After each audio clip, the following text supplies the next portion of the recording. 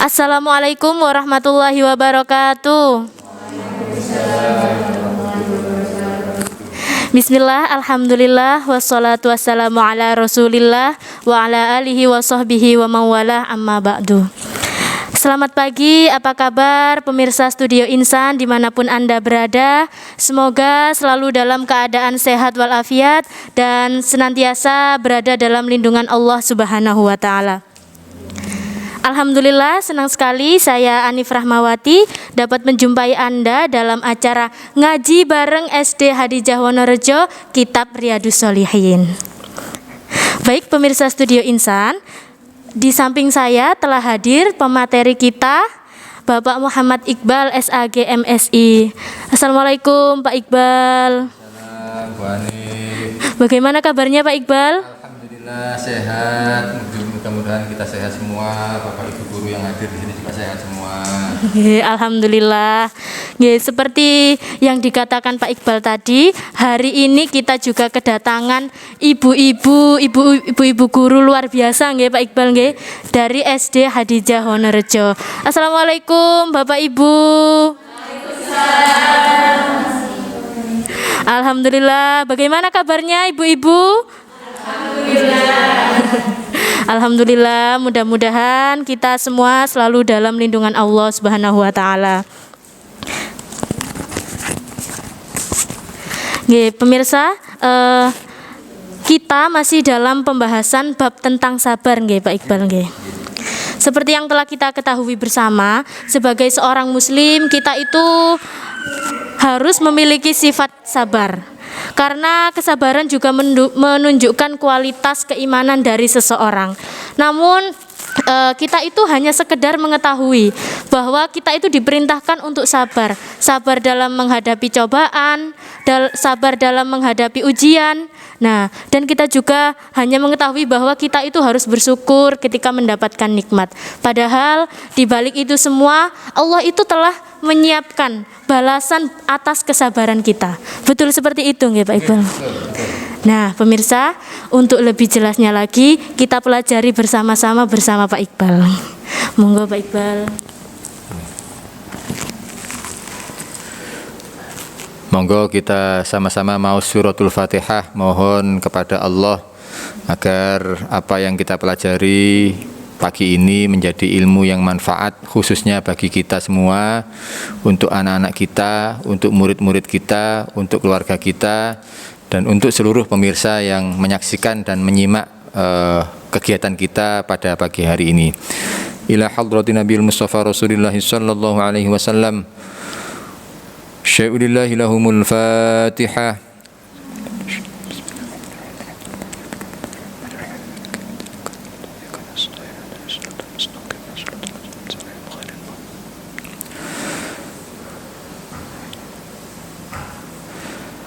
Syai'ulillahi lahumul Fatihah.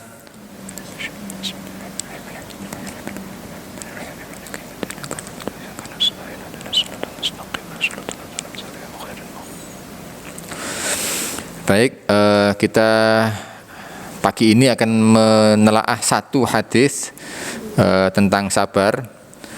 Ini hadis yang kedua. Hadis yang kedua.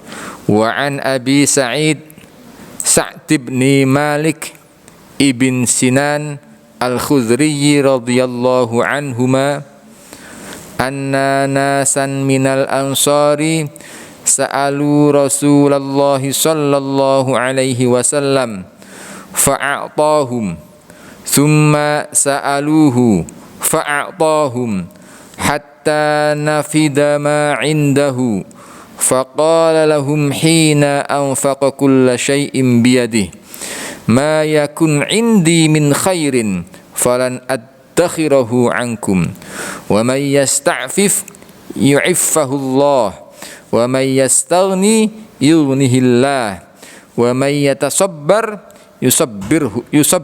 yusabbirhullah wa ma u'tiya ahadun ata'an khairan wa awsa'a minas sabri muttafaqun alaih. Dari Abi Sa'id, namanya siapa? Abi Said itu kalau saya berarti disebut Abu Alisya karena anak saya Alisya. Dari Abu Alisya Muhammad Iqbal bin Muhyiddin. Jadi orang Arab itu disebut sak anake, sak dirinya, sak mbahnya. Biasanya begitu rentetannya. Bahkan kenal sampai atas-atasnya sekian turunan. Sekian turunan. Saya kalau dari ayah agak remang-remang yang di atas 4 turunan. Tapi kalau dari ibu sampai ke-5 ke-6 masih cukup jelas. Itu penting karena nasab itu menjadi hal yang patut kita telaah untuk kita pelajari perjuangan beliau-beliau dan kita lanjutkan perjuangan beliau-beliau itu.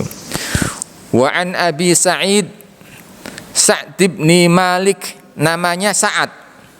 Jadi anaknya namanya Sa'ad, orangnya juga namanya Sa'ad. Ibn Malik, anaknya Pak Malik. Ibn Sinan, cucunya Mbah Sinan. Al-Khudriyi, ya kalau saya Wonokromo, Wong Wonokromo, ini golongan Al-Khudriyi, ya, mbah-mbahnya dulu namanya Al-Khudriyi. Radhiyallahu anhuma, mudah-mudahan Allah meridhai beliau berdua. Anna nasan minal ansari, ada salah seorang sahabat Ansor, sa'alu Rasulullah sallallahu alaihi wasallam, minta sesuatu kepada Rasulullah sallallahu alaihi wasallam. Fa'atahum, Rasulullah ngasih. Tsumma sa'aluhu, setelah dikasih minta lagi. Fa'atahum, dikasih lagi. Hatta nafida ma indahu, sampai Rasulullah sudah enggak punya apa-apa, habis. Faqala lahum hina anfaqa kulla syai'in biyadihi ma yakun indi min khairin falan addakhirahu ankum. Jadi sampai habis. Ini bedanya kita dan Rasulullah. Saya minta kepada Bu Anif misalnya, Bu Anif minta uangnya 100 rupiah ya, dikasih enggak? Kasih. Besok saya datang lagi, Bu Anif minta lagi 100 rupiah ya, dikasih enggak Bu Anif? Dikasih. Lusa minta lagi, kira-kira dapat seminggu, Bu Anif mulai gremeng, iki lapo ya kok bendina njaluk 100 rupiah. Mulai gremeng ya. Ini bedanya kita dan Rasulullah. Jadi kita dan Allah juga begitu. Kalau Bu Anif saya minta 100 rupiah selama 1 bulan, itu di hari ke-30 uangnya ngasihnya bukan begini, monggo Pak Iqbal, bukan begini. Nih, dilempar. Hari ke-31 sudah dikunci pintunya, ceklek. Sudah tidak ada lagi. Ya, itu. Tapi kalau kita kepada Allah, kita makin banyak minta, Allah makin senang pada kita. Semakin kita banyak berdoa, Allah makin senang sama kita. Ini lucunya. Bedanya kita dengan Allah. Kalau kita dengan Rasulullah kan kayak terus sabar. Dan apa? Sabar. Ndak marah-marah. Faqala lahum hina anfaqa, sampai semuanya habis. Sampai habis. Kemudian ma yakun indi min khairin falan addakhirahu ankum. Aku sudah enggak punya apa-apa lagi. Wis simpenanku entek kon jaluk kabeh. Panjenengan sudah minta semua. Wa may yasta'fif yu'iffahu Allah.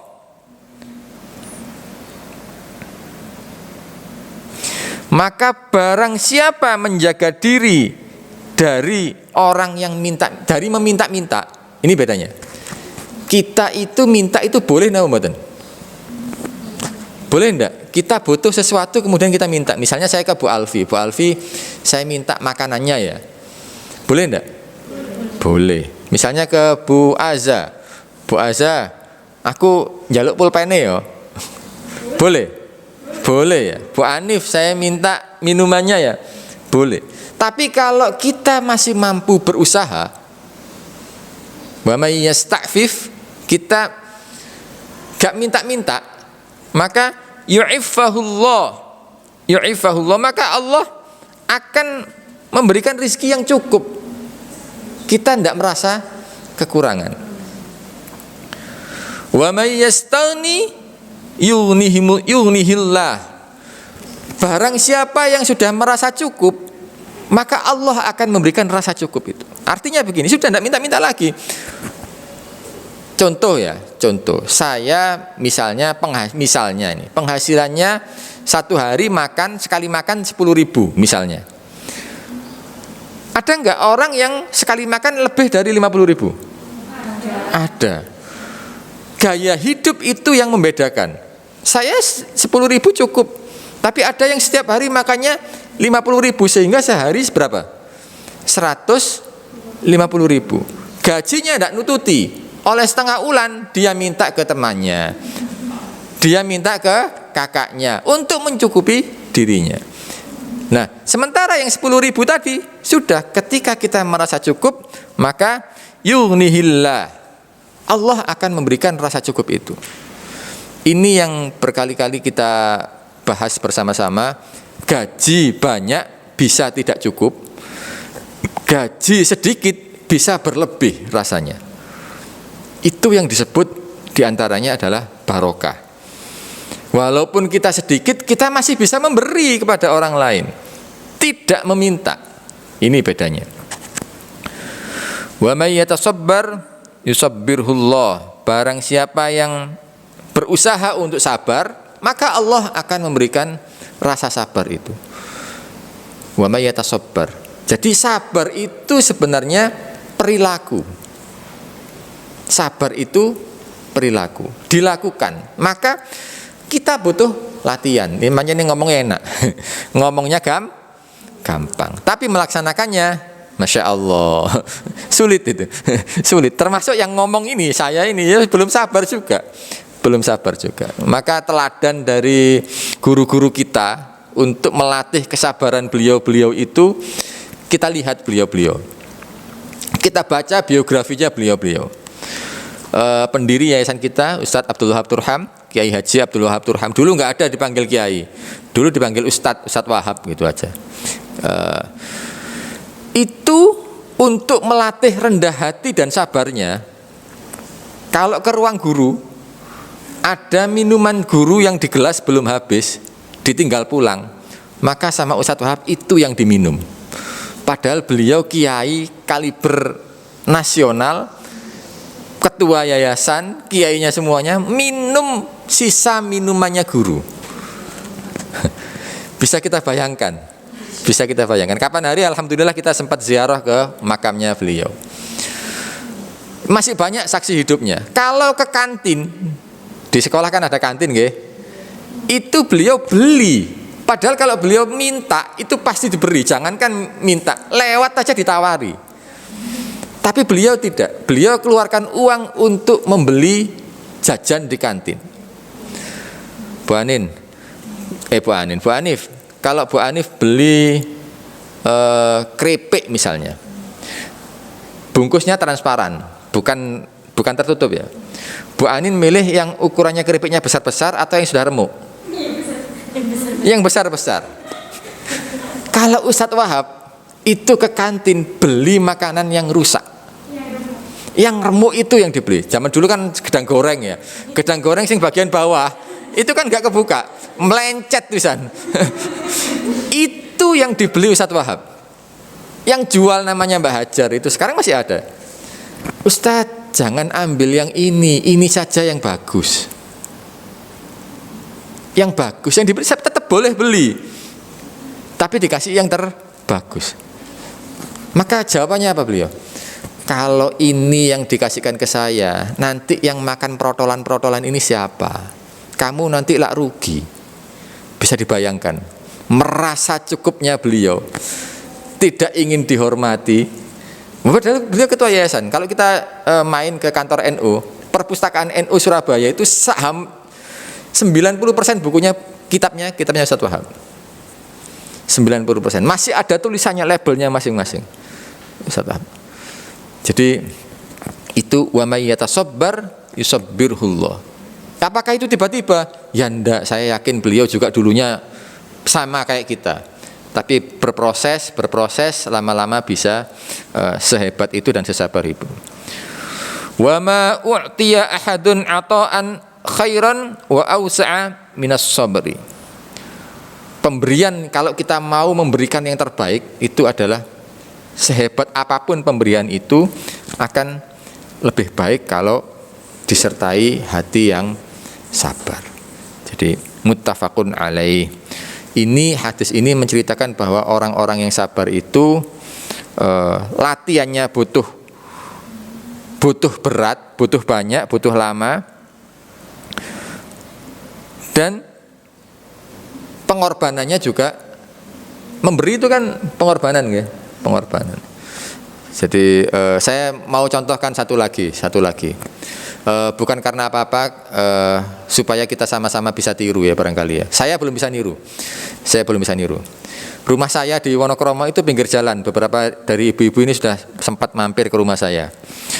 Pinggir jalan. Jadi setiap pengamen lewat pasti berhenti di rumah saya.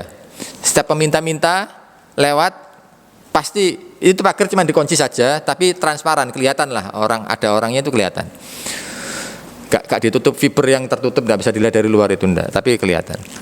Almarhum ayah saya itu sampai mengenali hari ini pengemis yang ini sudah datang, peminta-minta yang ini belum datang. Dicari, kok wis 3 dino gak teko arek iki. Kok sudah 3 hari gak datang si peminta-minta ini, si pengamen ini kok sekian hari sudah gak ada. Itu dicari. Saya kadang-kadang suruh nyari, saya golek ono arek iku nang ndi. Mau diberi. Dinteni, ditunggu di depan itu ditunggu. Beliau yang nunggu, bukan pengemis atau pengamennya yang nunggu kita memberi, tapi beliau sudah nunggu, sudah bawa uang di sininya. Begitu datang wis langsung. Jadi sampai nunggu, saking sabarnya mau beri itu sampai nunggu. Saking sabarnya. Jadi itu contoh. Mungkin saya yakin panjenengan mengalami dan melihat dengan mata kepala sendiri orang-orang yang seperti itu atau mungkin lebih dari itu. Kita yang harus belajar sabar tambahan barangkali.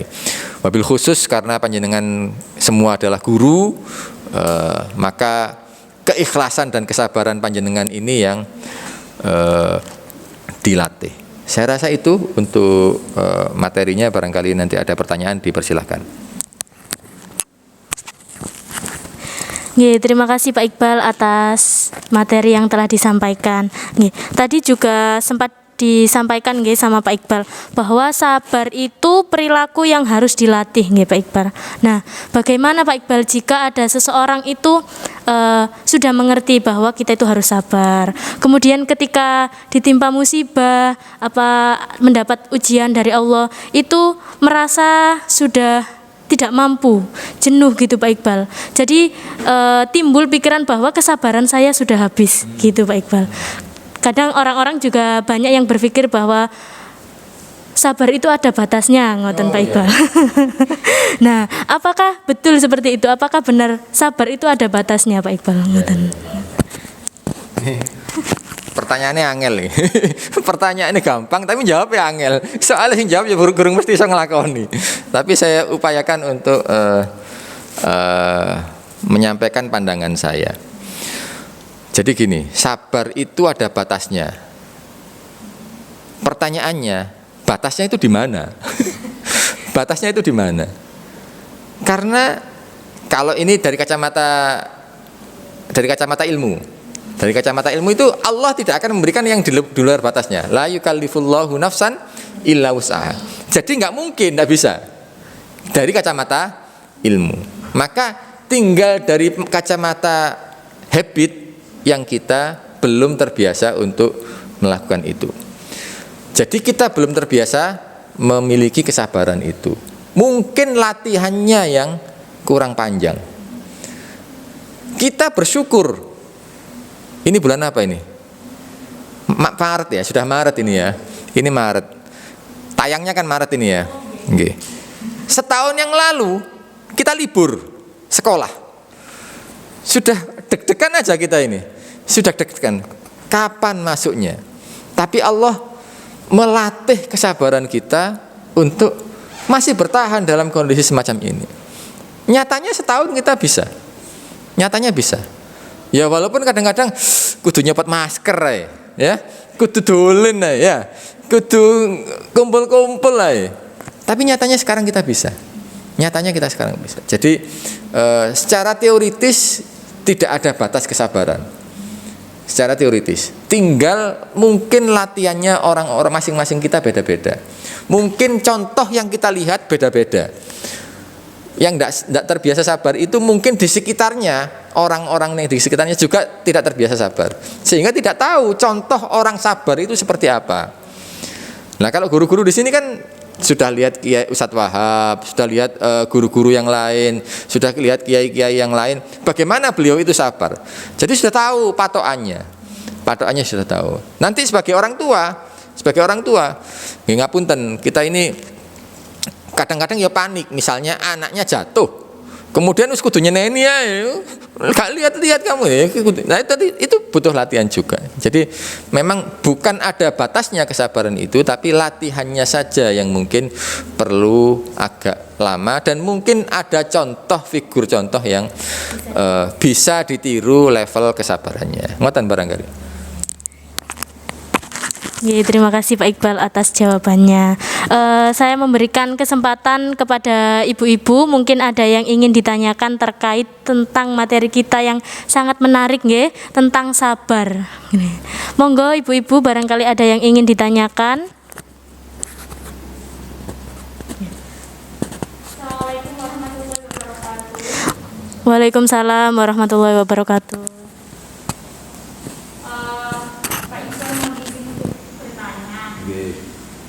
Jika nantinya mungkin ini saya perannya sebagai seorang guru, pastinya seorang guru itu mungkin memang guru itu dituntut untuk selalu sabar dalam hal keadaan apapun. Nah, jika nantinya kita sendiri tiba-tiba tidak merasa tidak bisa sabar di kondisi tertentu, bagaimana cara kita untuk menahan, bagaimana cara kita untuk menenangkan biar kita itu bisa sabar dan yang lainnya. Mungkin ada beberapa siswa yang luar biasa sekali aktifnya dan kita menganggapnya sudah capek dan yang lainnya, terus akhirnya ketika menghadapi anak itu kesabaran kita sudah tidak ada saking capeknya, ditambah lagi mungkin kegiatannya tidak banyak. Itu bagaimana cara menyikapi kita sebagai seorang guru ketika ada kondisian. Terima kasih. Wassalamualaikum warahmatullahi wabarakatuh. Waalaikumsalam warahmatullahi wabarakatuh. Nggih, ini pertanyaan yang terkait dengan kehidupan kita sehari-hari sebagai guru nggih. Kayaknya pernah ngalami semua ini ya. Ya, pernah ngalami semua ya. Saya jadi teringat awal-awal jadi kepala sekolah dulu. Muridnya gak ono sing gelem mlebu kelas. Semuanya minta main di halaman, ndak mau belajar. Begini Bu Ima, mungkin kita saat ini sudah dapat early warning dari Allah melalui bacaan kitab kita ini, bacaan hadis kita ini. Kita ini kalau di psikologi ada namanya anger management, memanage rasa marah kita, itu bisa. Bagaimana kita kalau mendapatkan stimulus yang membuat kita marah, apakah kita langsung merespon dengan marah misalnya ya, sehingga rasanya itu jadi tidak sabar, rasanya tidak sabar. Maka itu yang di buku saya Aku Anak Hebat itu dilatih untuk itu. Jadi ada stimulus tidak langsung respon, tapi stimulus think dulu tengah-tengahnya, pikir dulu, baru respon. Tapi sekali lagi ini memang butuh jam terbang, butuh latihan. Mungkin kita yang awal-awal jadi guru masing-masing pernah merasakan betapa bahasa mudanya, betapa gemesnya kita menghadapi anak-anak kita, betapa gemesnya. Okay? Barangkali ini yang dilatih, perlu kita latih bersama-sama. Nomor satu. Nomor dua, kita bisa sharing antar guru. Betul nggih? Aku ingin ngalami ngene, terus aku ngene. Sehingga bisa kita mempelajari dari trik-triknya teman-teman kita yang lain. Kita jadi guru kan tidak hanya sekarang, tapi sampai berikutnya. Ya mungkin hari ini kita masih kurang kesabarannya, tapi berikutnya ada kasus lagi, kita sudah berkembang lagi, sudah lebih sabar lagi. Ada kejadian lagi, kita sudah belajar dari masa lalu kita. Oh, harus begini, harus begitu, alternatif A, alternatif B. Barangkali ngoten nggih Bu Ima nggih.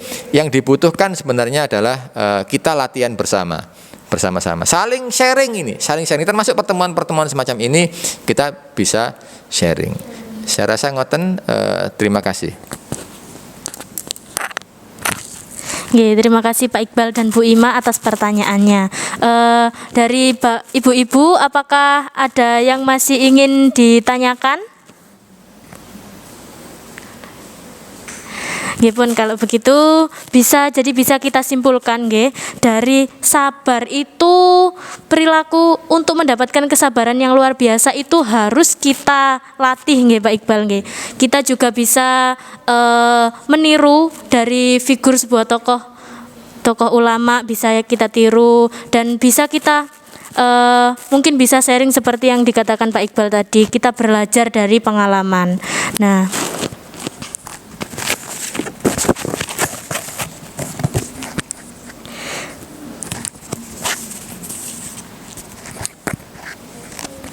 Nah, baik pemirsa, itu tadi pembahasan kita pada ngaji Kitab Riyadhus Shalihin pada hari ini.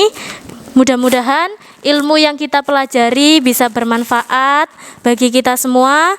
Dan untuk mengakhiri ngaji kita pada pagi hari ini, bisa kita tutup dengan doa nggih Pak Iqbal.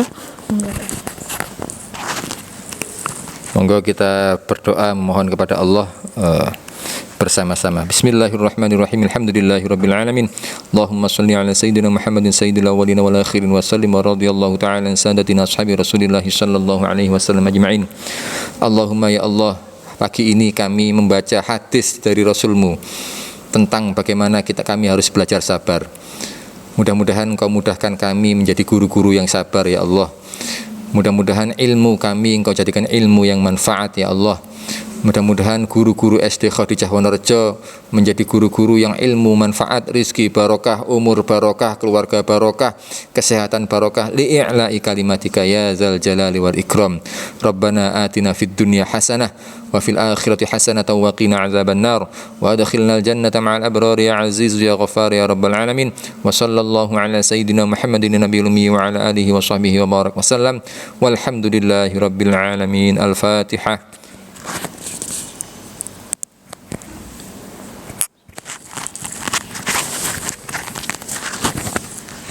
Alhamdulillah, terima kasih atas waktunya Pak Iqbal. Terima kasih ibu-ibu guru yang luar biasa. Terima kasih pemirsa atas waktunya.